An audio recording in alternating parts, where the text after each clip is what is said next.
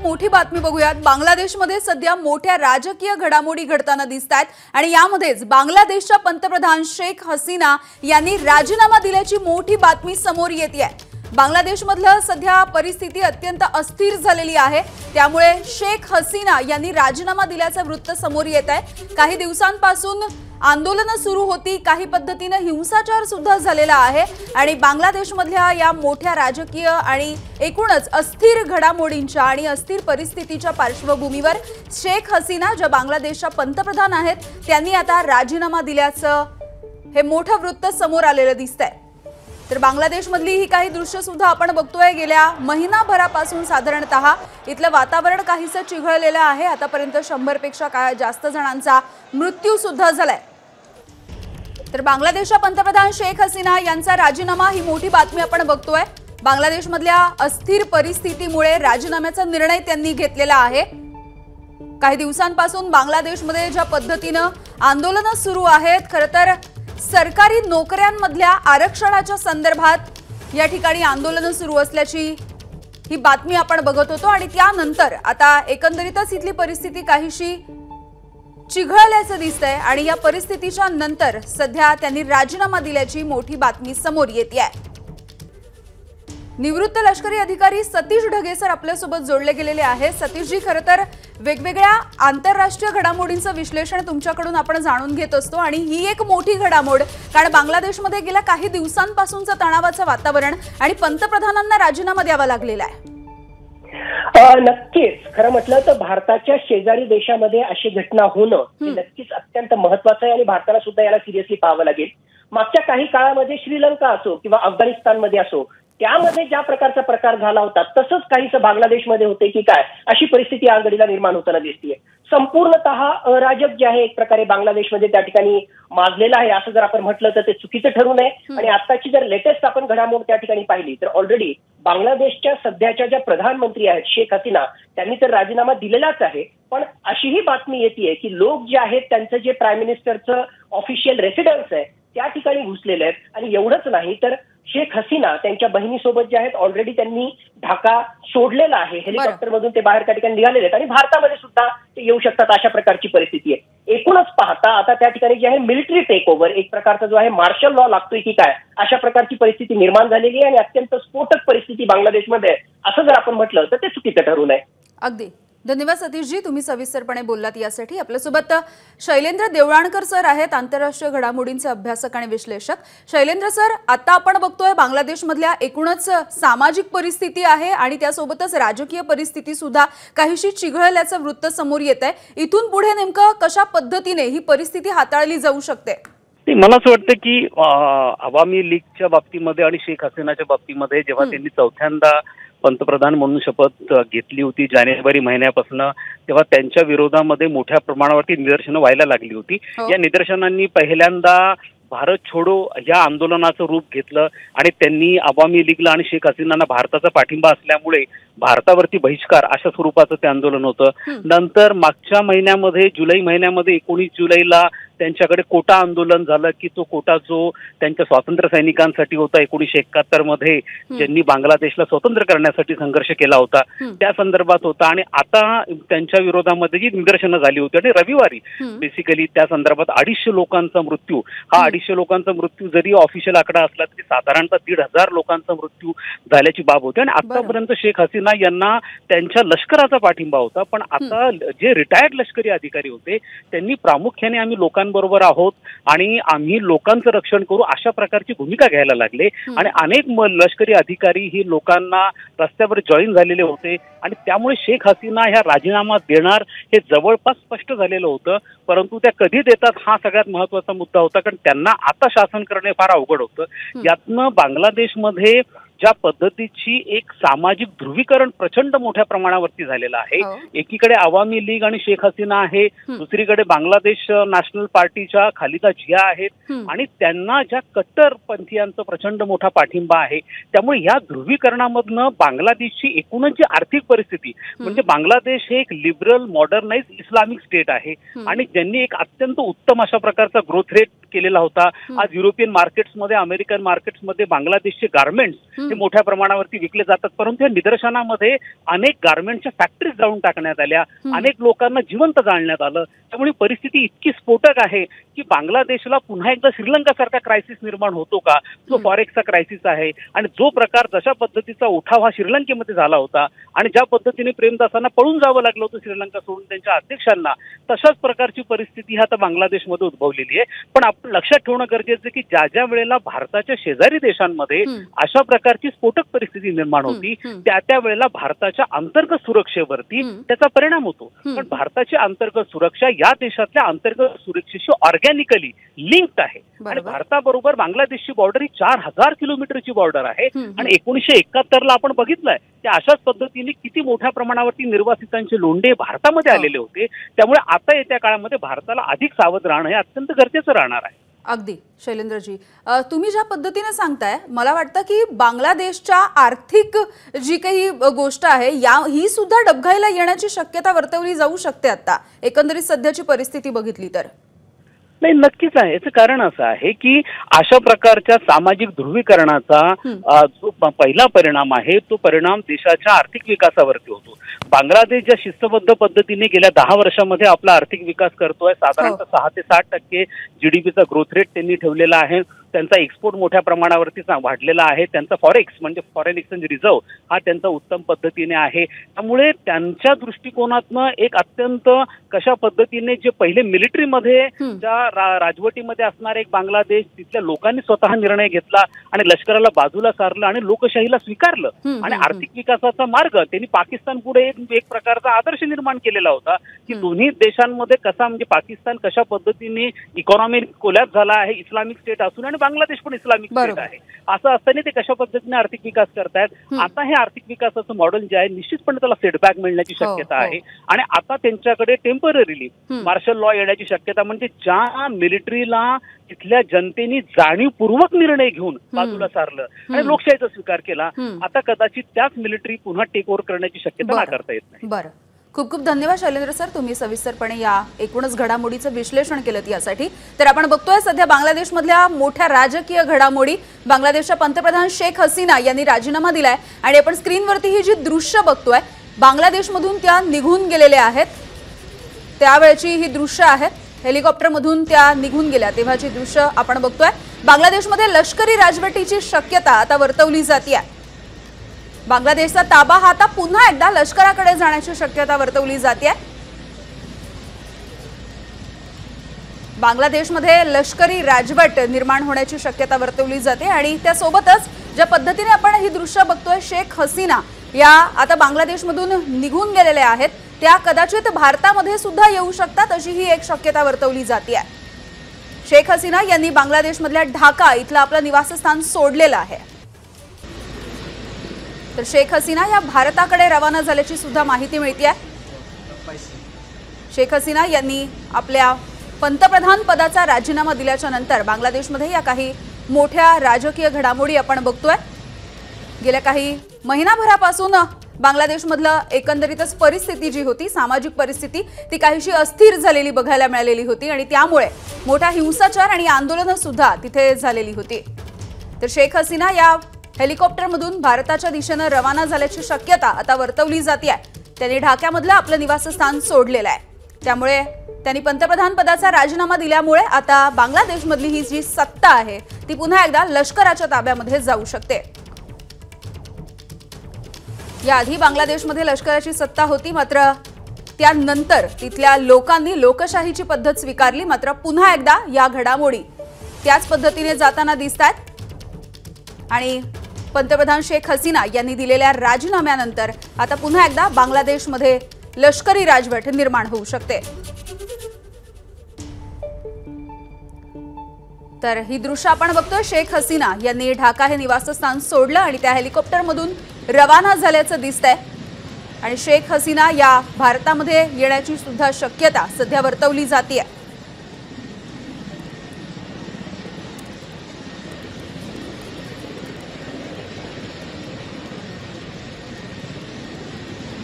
तर बांगलादेशमधली सध्याची एकंदरीतच अस्थिर अशी परिस्थिती आणि त्यामुळे तिथल्या पंतप्रधान शेख हसीना यांना राजीनामा द्यावा लागलेला आहे.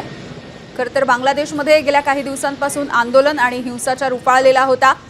आतापर्यंतची जी सरकारी आकडेवारी आली आहे त्यामध्ये 300 जणांचा मृत्यू झाल्याचं कळतंय। मात्र खरी जी आकडेवारी आहे याचा आकडा अत्यंत मोठा असू शकतो।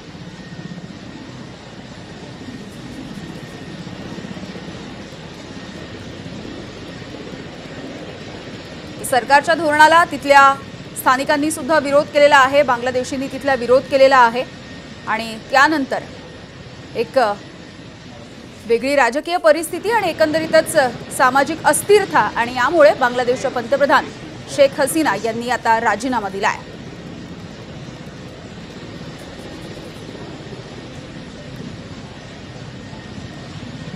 तर ही जी दृश्य आहेत ती आहे शेख हसीना यांनी ज्यावेळेला ढाका हे शहर सोडलं तेव्हाच्या वेळची ही दृश्य आपण बघतोय।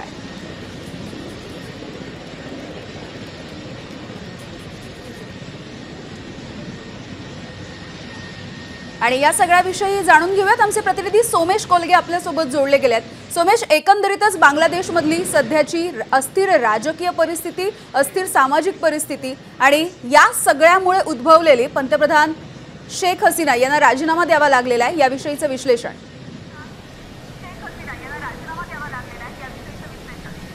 नक्कीच यामिनी, अजूनपर्यंत अधिकृतपणे पंतप्रधान शेख हसीना यांनी राजीनामा दिल्याचं समजत नाहीये, परंतु ज्या प्रकारे शेख हसीना यांना त्यांच्याच देशातून बाहेर जावं लागतंय आणि जी माहिती मिळते त्यानुसार त्या कदाचित अझायलम शरणार्थी म्हणून भारताकडे येऊ शकतात आणि भारताकडे त्या राजशरणार्थी म्हणून राहू शकतात अशी शक्यता वर्तवली जाते। त्यामुळे त्यांनी एक प्रकारे संपूर्ण गव्हर्नमेंट गिव्ह अप केले आणि पुन्हा एकदा तिथे लष्कराची राजवट येऊ शकते अशी परिस्थिती निर्माण झाली। अगदी काही दिवसांपूर्वी म्यानमारमध्ये आलेली लष्करी राजवट, त्यानंतर मग बांगलादेशमध्ये आलेली लष्करी राजवट आणि शेख हसीना यांनी ज्या प्रकारच्या भूमिका या भारताच्या कलेने किंबहुना भारताच्या बाजूनी अनेकदा घेतल्या होत्या आणि त्या पार्श्वभूमीवर आता नव्याने येणारी राजवट ही भारताच्या दृष्टीने देखील एक चिंतेची बाब ठरू शकते। दुसऱ्या बाजूला तिथे ज्या प्रकारचे व्हायलंट क्लॅशेस सुरू आहेत त्यामध्ये जवळपास म्हणजे मूळ मुद्दा होता की 30% आरक्षण जे ढाका युनिव्हर्सिटीमध्ये तिथल्या शिक्षणामध्ये नोकऱ्यांमध्ये 1971च्या युद्धात काम केलेल्या सैनिकांच्या मुलांना दिलं जातं, त्या 30% आरक्षणाच्या विरोधामध्ये आंदोलन सुरू झालं। 2018 साली हे आरक्षण कमी करण्यात आलं होतं, पण तरीसुद्धा त्याबाबत ज्या म्हणजे काही शैक्षणिक संस्थांमध्ये काही युनिव्हर्सिटीजमध्ये जे आरक्षण होतं त्या विरोधात सुरू झालेलं आहे आंदोलन आणि त्या आंदोलनाने आता हिंस्र रूप घेतलेलं आहे। कालच बांगलादेशमधल्या भारतीय दूतावासाने सुद्धा ॲडवायझरी जारी केली होती, त्यामध्ये त्यांनी म्हटलं होतं की भारतीयांनी बांगलादेशमध्ये प्रवास करू नये, तसंच जे भारतीय बांगलादेशमध्ये असतील त्यांच्यासाठी 3 इमर्जन्सी हेल्पलाईन नंबर इश्यू करण्यात आले होते। कारण बांगलादेशमधले जे एकूण सुरू असलेल्या दंगली आहेत त्यांनी आता धार्मिक आणि जातीयवादी वळण घेतलेले आहे आणि त्यामुळे तिथल्या गैरमुस्लिम लोकांना टार्गेट केलं गेल्याचंही काही दिवसांमध्ये कळतंय। आणि या दरम्यान आता जवळपास म्हणजे बांगलादेशच्या निर्मितीनंतर 1971 पासून अनेकदा लष्करी राजवट आणण्याचे प्रयत्न झाले, ते अगदी 1975 साली झाले, 1978ला झाले, त्यानंतर मग 1996ला झाले आणि अगदी अलीकडच्या काळात झालेला जो मिलिटरी कूप होता तो 2011 सालचा आहे आणि त्यानंतर आता 2024 साली यशस्वीपणे लष्कराने जी लोकशाहीनी आलेली सत्ता होती ती उलथवून लावली असं म्हणायला वाव आहे। यामिनी, अगदी सोमेश, तू सांगतोयस त्या पद्धतीने याआधी अनेकदा लष्कराने एकंदरीतच बांगलादेशमधले जी परिस्थिती आहे, जी राजवट आहे ती सांभाळलेली आहे, मात्र त्यानंतर लोकांनी लोकशाहीचं सरकार स्वीकारलं होतं, मात्र पुन्हा लोकशाही उलथून टाकलेली बघायला मिळते। पुन्हा एकदा हे सगळं लष्कराच्या हाती जाईल।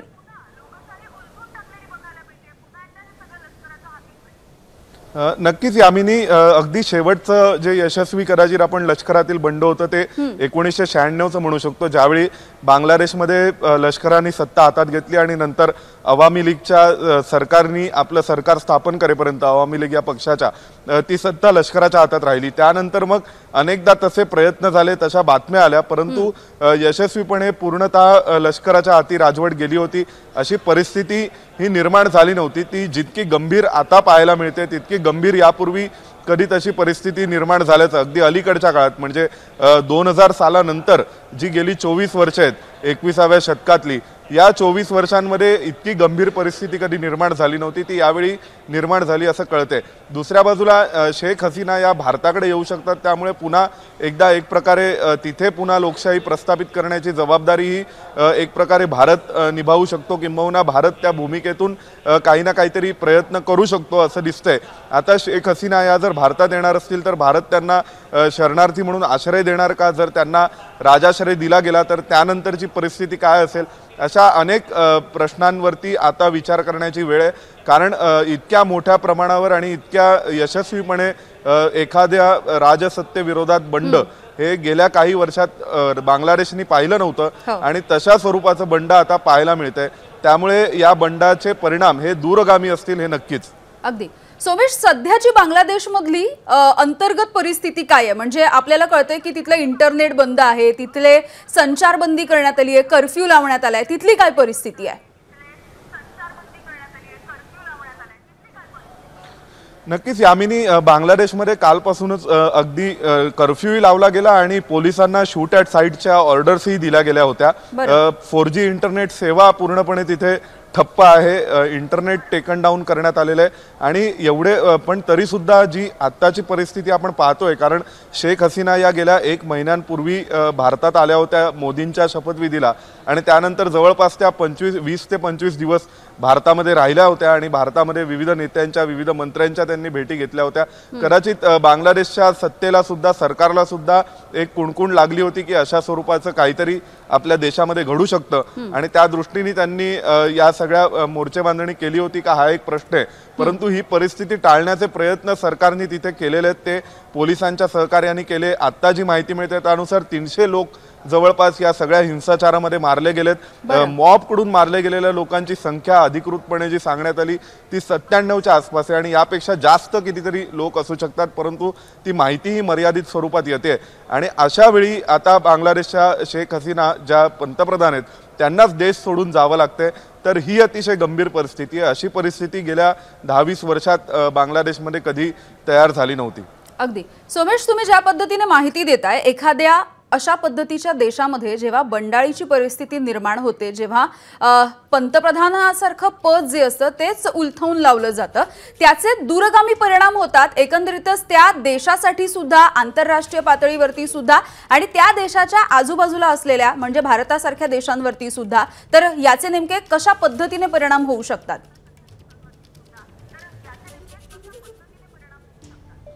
यामिनी, याचे परिणाम नक्कीच भारतावर होऊ शकतात, कारण आता बांगलादेशमधल्या म्हणजे मुळात शेख हसीना या भारतामध्ये आश्रय घेणार का तिथून निघाल्यानंतर हा एक सगळ्यात पहिला मुद्दा आहे आणि या प्रश्नावरती अनेक गोष्टी अवलंबून असणार आहेत भविष्यातल्या। दुसरा मुद्दा म्हणजे आपल्याला आठवत असेल की ज्यावेळी 2009 साली बांगलादेशमध्ये दंगली झाल्या होत्या, बांगलादेश म्यानमार त्या परिसरामध्ये, त्याचे पडसाद मुंबईत उमटले होते आणि मुंबईतला आपल्याला आझाद मैदानावरचा रजा अकादमीचा मोर्चा आठवतोय, त्यावेळी शहीद जवान स्मारक तोडलं होतं। हे सगळे जे प्रकार घडले होते त्याला पार्श्वभूमी बांगलादेशमध्ये घडलेल्या घटनांची होती, त्यामुळे स्वाभाविक बांगलादेशमध्ये जे घडणार आहे त्याचा परिणाम हा भारतावर होऊच शकतो। तो 2009 साली आपण पाहिला होता, ज्यावेळी त्याची तीव्रता, दाहकता कमी होती। यावेळी जे घटना घडत आहेत त्या इतक्या गंभीर आहेत आणि त्या इतक्या तीव्र आहेत की त्याचे परिणाम हे भारतावर होणार आहेत आणि त्यामुळे लवकरात लवकर आता अपेक्षा आहे की भारत देखील काही ना काहीतरी भूमिका घेईल या संपूर्ण प्रकरणामध्ये आणि आज संध्याकाळपर्यंत किंवा रात्रीपर्यंत आपण नक्कीच अशी अपेक्षा ठेवू शकतो की भारताच्या वतीने एक अधिकृत भूमिका घेतली जाईल, पुढची स्ट्रॅटेजी ठरवली जाईल, कारण भारत या सगळ्या घडामोडींकडे दुर्लक्ष करू शकणार नाहीये। ज्या पद्धतीने बांगलादेशमध्ये जर लष्कराने सत्ता हाती घेतली तर आधीच बांगलादेशच्या संबंधांच्या अनुषंगाने भारतासमोर असणारे जे अनेक प्रश्न आहेत त्या प्रश्नांच्या नुसार आता त्यामध्ये आणखीन वाढ होऊ शकते। काही क्षणांसाठी तुम्हाला थांबवते। जतीन देसाई ज्येष्ठ पत्रकार आपल्यासोबत जोडले गेलेले आहेत। देसाई सर, ही खूप मोठी बातमी आपण बघतोय, बांगलादेशमध्ये ज्या पद्धतीने बंडाळी झालेली आहे, पंतप्रधानांनी राजीनामा दिलाय आणि या सगळ्याचा ताबा आता लष्कराकडे जाऊ शकतो। अत्यंत म्हणजे मोठी आणि दुर्दैवी बातमी आहे अशा तुम्हाला, कारण एक लक्षात घ्या की गेल्या 2 महिन्यात शेख हसीना 2दा भारतात येऊन गेले। म्हणजे पहिल्यांदा त्या आल्या नरेंद्र मोदीच्या शपथविधीला आणि त्यानंतर लगेच जून महिन्यात आला। त्या दरम्यान बऱ्याच भारत आणि बांगलादेशमध्ये अग्रीमेंट झालेत। शेख हसीनाचे भारताचे खूप जवळचे संबंध आणि खरं म्हणायचं झालं तर दक्षिण आशियात भारताचे सगळ्यात चांगले संबंध बांगलादेश आणि शेख हसीनाशी होते. आता गेल्या महिन्यात जे विद्यार्थ्यांचं आंदोलन सुरू झालं आणि प्रामुख्याने ते ढाका युनिव्हर्सिटीनं सुरू झालं, मला या ठिकाणी मुद्दा म्हणून म्हटलं पाहिजे की बांगलादेशची स्थापना खऱ्या अर्थानं ढाका युनिव्हर्सिटीच्या विद्यार्थ्यांच्या आंदोलनामुळे झालेली. 1952 साली तिकडच्या विद्यार्थ्यांनी मोठ्या प्रमाणात आंदोलन केलं. 21 फेब्रुवारी 1952 बांगलादेशच्या विद्यार्थ्यांवर, म्हणजे तेव्हाच्या पूर्व पाकिस्तानच्या ढाकाच्या विद्यार्थ्यांवर पश्चिम पाकिस्तानच्या लष्कराने गोळीबार केला. त्यात 4 विद्यार्थी मारले गेले आणि 2000 पासून तो दिवस 21 फेब्रुवारी आपण जगभर आंतरराष्ट्रीय मातृभाषा दिवस म्हणून साजरा करतो. एक लक्षात घ्या की आज ज्या काही घटना घडल्या आहेत किंवा गेल्या महिन्यापासून बांगलादेशात ज्या काही घटना घडतात त्याचा परिणाम भारतावर मोठ्या प्रमाणात होणार. भारतात म्हणजे प्रामुख्यानं पश्चिम बंगाल आणि ईशानचे काही राज्य आहेत त्या ठिकाणी तिकडनं मोठ्या प्रमाणानं मायग्रंट्स रेफ्युजी भारतात येणार आणि हा एक मोठा प्रश्न निर्माण होऊ शकतो. यात एक लक्षात घेतलं पाहिजे की ममता बॅनर्जीची काही भूमिका आहे, म्हणजे विद्यार्थ्यांच्या आंदोलनाच्या वेळेस ममता बॅनर्जीची भूमिका आणि भारताच्या परराष्ट्र मंत्रालयाची भूमिका वेगवेगळी. ममता बॅनर्जीने म्हटलेलं जे काही रेफ्युजी येतील त्या सगळ्यांना आम्ही मदत करू आणि तेव्हा भारताचे जे प्रवक्ता आहेत परराष्ट्र मंत्रालयाचे रणधीर जयस्वाल यांनी अशा स्वरूपानं म्हटलेलं की अशा स्वरूपाची भूमिका घेण्याचा कुठल्याही राज्याला अधिकार नाही. Only centre can take kind of stand, ही भूमिका राहिली. त्यामुळे आता भारतासमोर मोठा प्रश्न आहे, बांगलादेशच्या लोकशाहीसमोर मोठा प्रश्न आहे आणि यातनं सगळ्यात कळीचा मुद्दा असा आहे की बांगलादेशमध्ये बांगलादेश नॅशनलिस्ट पार्टी आणि जमाते इस्लामी यांना कितपत फायदा होतो. कारण या 2 पक्षांना जर फायदा झाला ते निश्चितच लोकशाहीसाठी डेंजरस असणार आणि भारतासाठी चांगले लक्षण नाही. बरं, अगदी खूप खूप धन्यवाद देसाई सर, तुम्ही सविस्तरपणे या एकूणच बातमीचं विश्लेषण केलं यासाठी. तर ही सध्याची बांगलादेशमधली दृश्य आपण बघतोय.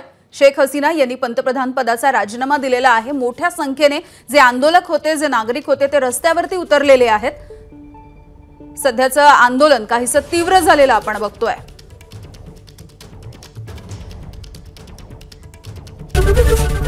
एबीपी माझा, उघडा डोळे बघा नीट.